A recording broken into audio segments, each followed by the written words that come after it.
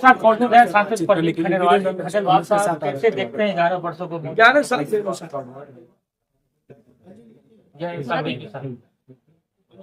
मगर जो झुग्गी बस्ती में रह रहे हैं उसके ऊपर डर सता रहा है बुलडोजर का। झुग्गी के ऊपर हमारे मुख्यमंत्री ने बहुत स्पष्ट रूप से सारी बातें कह दी है और माननीय मुख्यमंत्री के कहने के बाद ये विषय वहीं पर समाप्त हो जाता है। इस विषय पर और अधिक कुछ कहने की गुंजाइश बची नहीं। सांसद संजय सिंह ने तो यहाँ तक कहा है कि बिहारी समाज के घर तोड़ा जा रहा है, बिहार में इसका संजय सिंह लोगों को भ्रमित कर रहे हैं।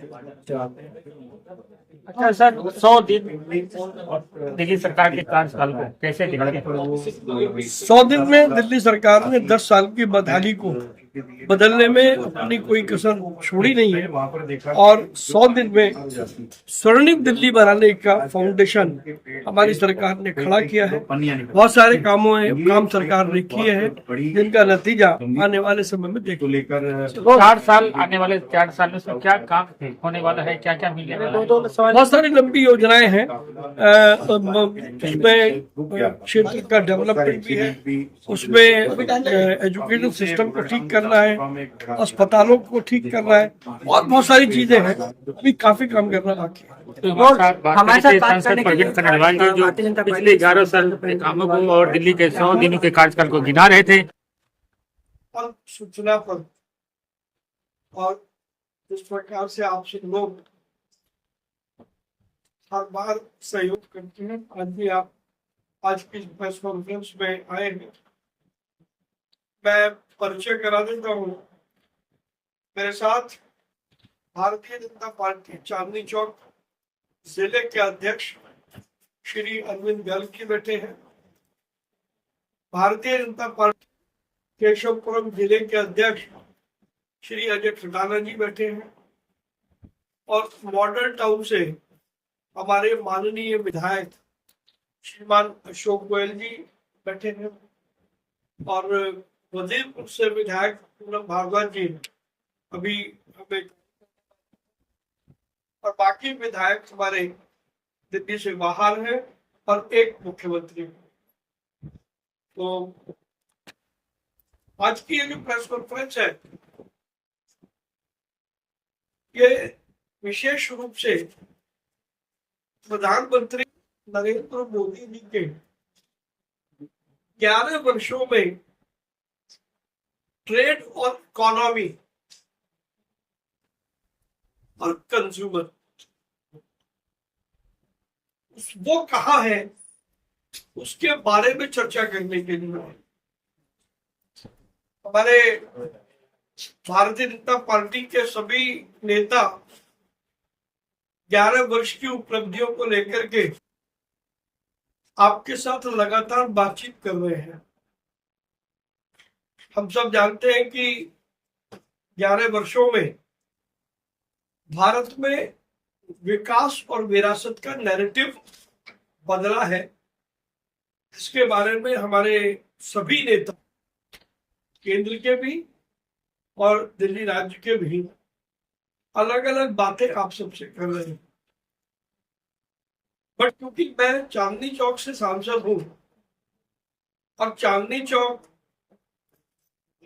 देश का सबसे बड़ा व्यापारिक केंद्र है, इस दृष्टि से मैंने ये सोचा कि जहां और सभी नेता बाकी मुद्दों पर चर्चा कर रहे हैं, मैं आपके साथ उन मुद्दों पर चर्चा करूं कि उससे व्यापार, उद्योग और उपभोक्ता 11 साल में वो कहां पर आ गए। तो इसलिए आज की मेरी ये प्रेस कॉन्फ्रेंस इसी विषय पर केंद्रित रहने वाली है। मैं आपके साथ कुछ आंकड़े भी शेयर करूंगा जिससे ये साबित होता है कि प्रधानमंत्री नरेंद्र मोदी के 11 साल बेमिसाल। 11 सालों में जो हम सबने देखा है इसको हम एक तरीके से भारत में आर्थिक सुधारों, व्यापार के सशक्तिकरण और इंक्लूसिव डेवलपमेंट का यानी समावेशी विकास का स्वर्णिम युग कह सकते हैं, गोल्डन इरा कह सकते हैं, क्योंकि इन 11 सालों में देश में परिस्थितियां पूरी तरीके से बदली हैं। और अगर मैं आंकड़ों की बात करूं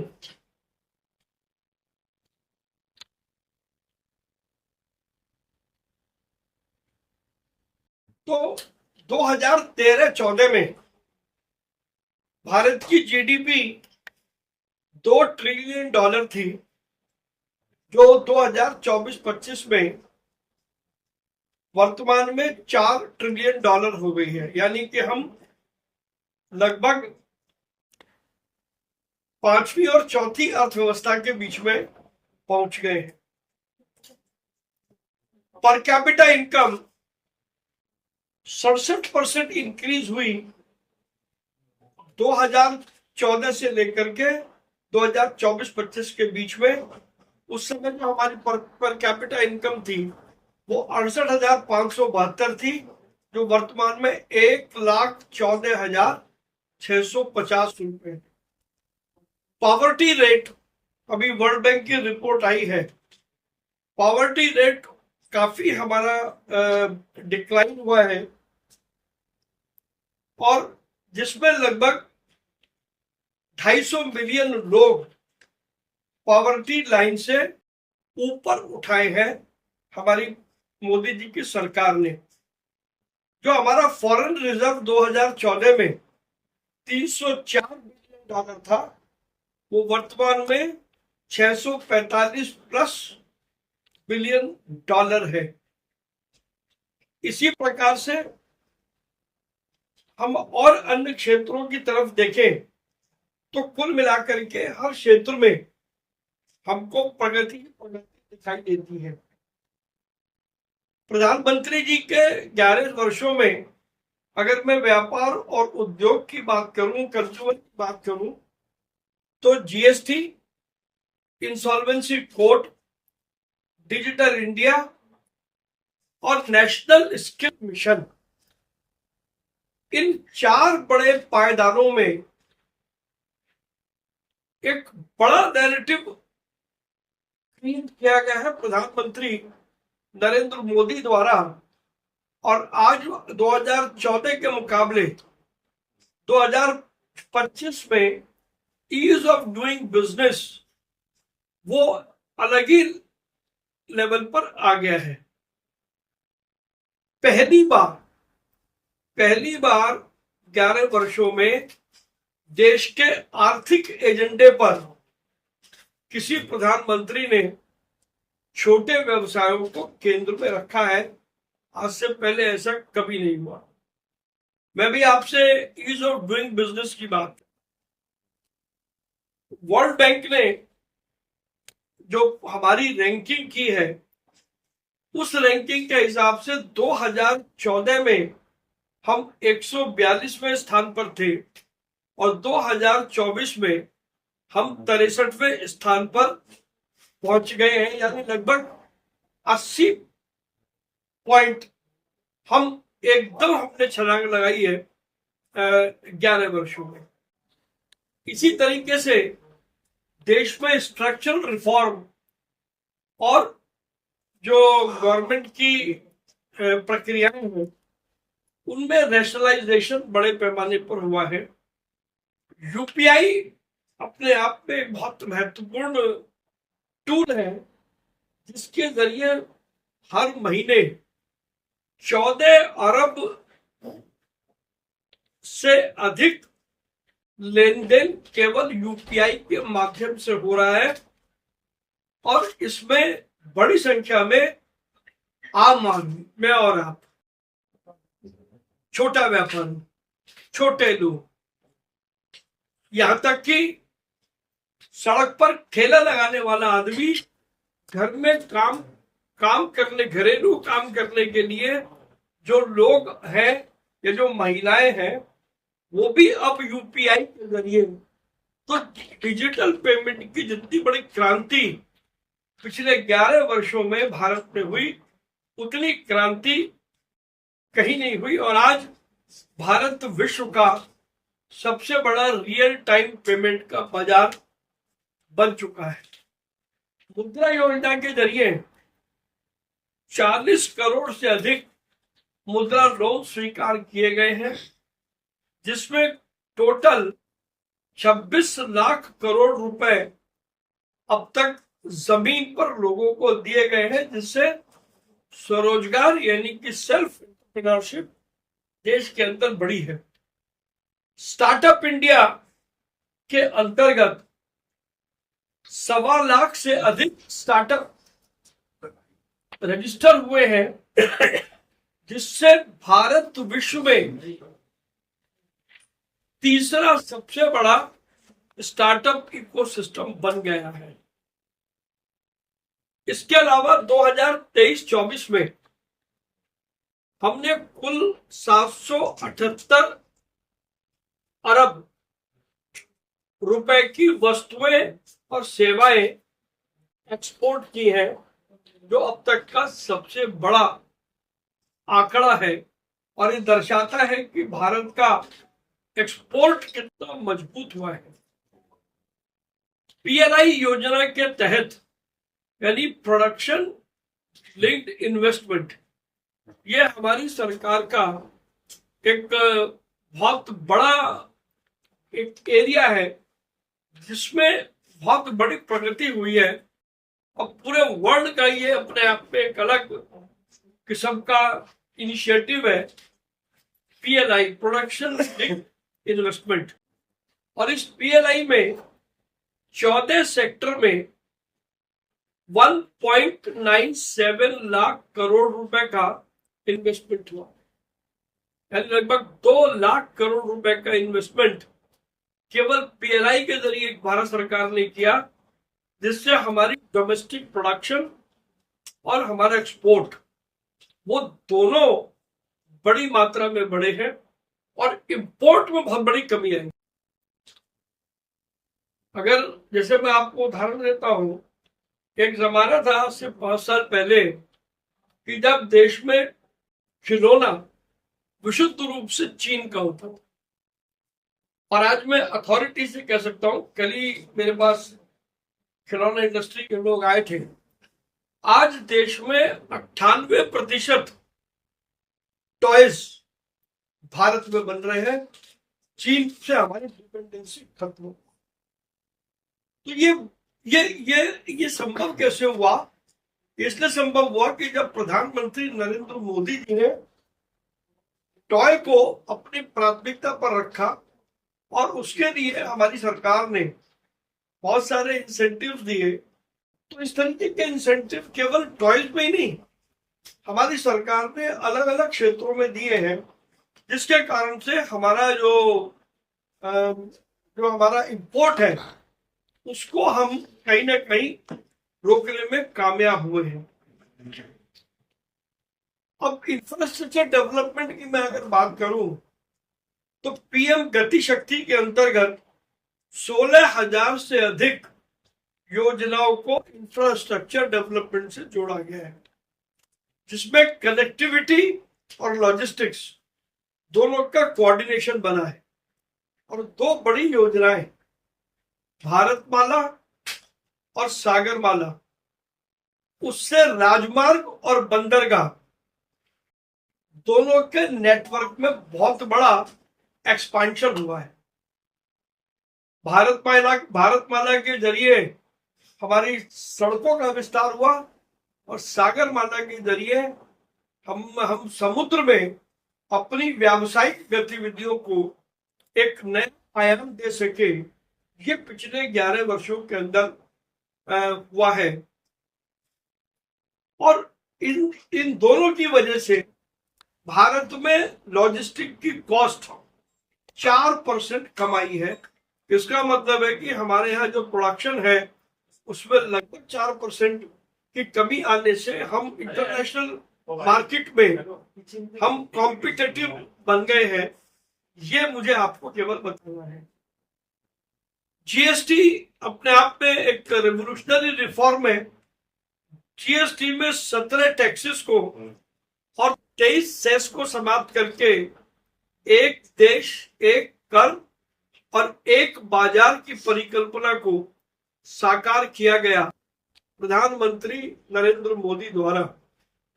और सबसे बड़ी बात यह है, अभी मई महीने में जीएसटी में हाईएस्ट कलेक्शन हुआ 2 लाख करोड़ रुपए।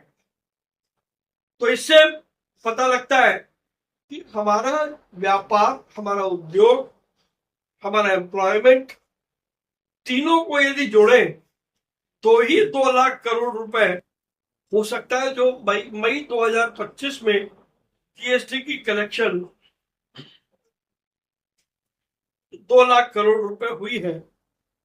और उसमें ईयर ऑन ईयर जीएसटी में यदि हम देखें तो ईयर ऑन ईयर यानी प्रति वर्ष 16.4%, 16.4% की एवरेज इंक्रीज हमने रिकॉर्ड की है पिछले 11 वर्षों में, जब से प्रधानमंत्री नरेंद्र मोदी आए हैं।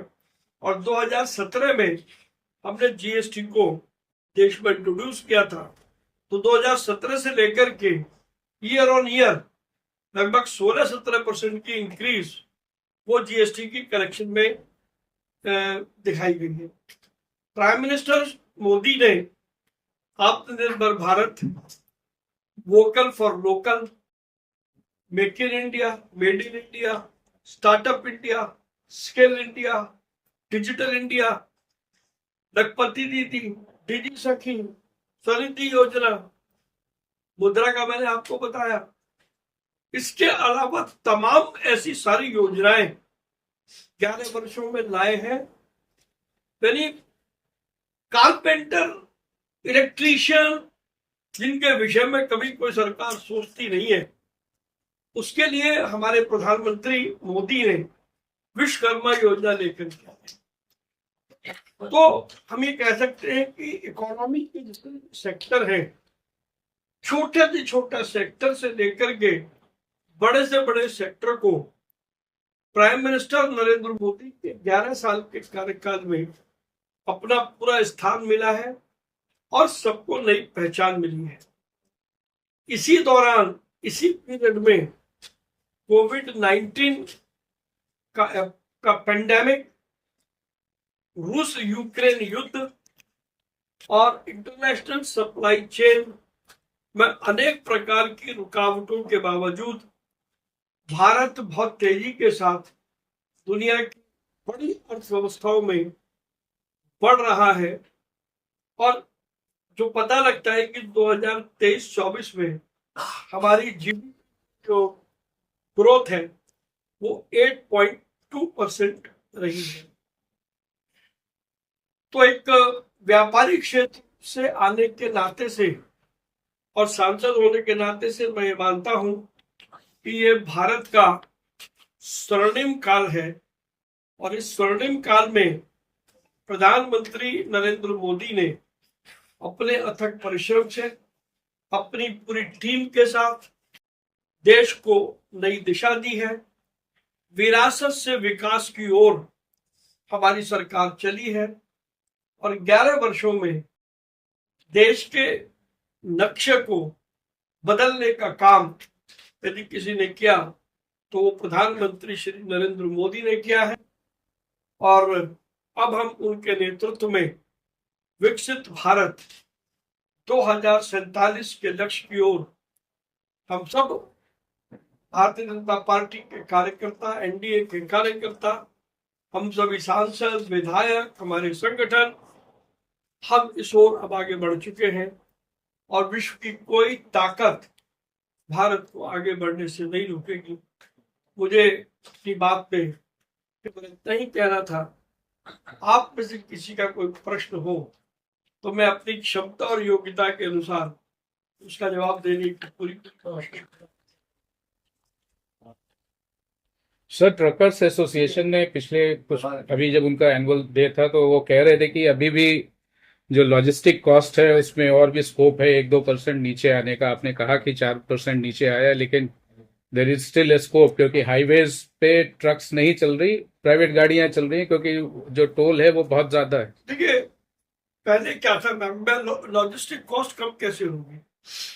अगर हमारी सड़कें मजबूत है और आप फर्राटेदार स्पीड से अगर आप निकाल करके चलते हो तो दो फायदे होते हैं। एक तो वियर एंड टीयर जिस व्हीकल का है वो कम होगा, दूसरा आप कम समय में ज्यादा माइलेज आपको मिलेगी।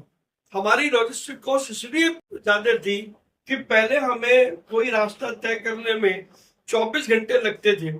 आज जब से हमने सड़कों का जाल बिछाया है, 24 घंटे की जगह हम 3 और 4 घंटे में पहुंच रहे हैं। पहले हमारा